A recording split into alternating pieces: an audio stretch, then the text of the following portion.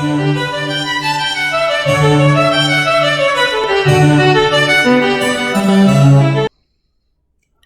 and welcome to another episode of World Economics 101. Today we will be discussing one of the world's most quickly failing economies. Now, you might be thinking, is it some small African country that relies on a more community-based economy? The answer to that would be no. You might ask, what about a West Asian country, one with war-torn and struggling to stay afloat? Well, you'd also be wrong there. No, my friends. Today we will be talking about the economic dumpster fire known as Venezuela. That's right, Venezuela. This country is one of the many countries that relies on oil for its main source of income. Now, some of you might be asking, didn't America just sign a massive oil deal with Venezuela? The answer to that question would be yes. Great job, America. Way to stay independent economically and not go somewhere that's totally failing economically to try and stabilize our economy.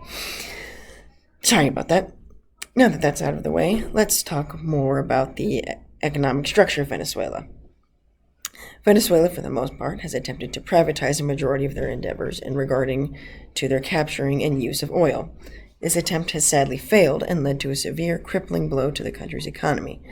The biggest part of its economic blow is seen in the country's lack of food, medicine, and other resources essential to the survival of the country as a whole. This has led to a large number of people living in squalor and poverty, anywhere from 65 to 95% to be more precise. It also doesn't help that roughly 17% of Venezuelans find themselves unemployed. Pair that with the shortages that I spoke about earlier, and you've got yourself quite a casserole of misery.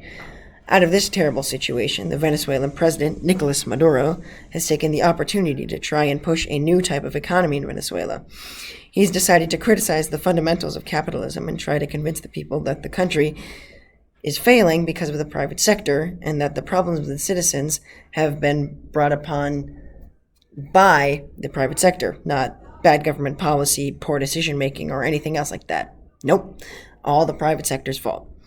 These actions by Maduro have led to a general mistrust from the public, both from the government and the private sector, which can be traced as a reasoning for all the economic problems the Venezuelan people face. The least of these being a GDP per capita of roughly $7,700 per person. The largest of this myriad of issues would definitely be the devaluation of their national currency, the bolivar. One United States dollar is worth 447,101 Venezuelan bolivars, and that is not because of some strange currency gap like we have seen with the Indian rupee. It is because Venezuela is facing something called hyperinflation. This occurs when a country faces obscene amounts of inflation, specifically for the country of Venezuela, 471%. To put that in perspective, you could go into a typical Venezuelan drugstore and buy some things. If you only had a $100 bill, you could only get enough change for 64 of those $100. That is insane. And mind you, those $64 are the entirety of what that drugstore would have in cash back stock. Not only that, but they have a relatively unstable source of income for their entire country. The main things produced in agriculture include sugarcane, maize, milk, rice, plantains, bananas, pineapples, potatoes, beef, and poultry. Common industries include things like agricultural products, livestock, raw materials, machinery and equipment, transport equipment, construction materials, medical equipment, pharmaceuticals, chemicals, iron and steel products, crude oil, and petroleum products.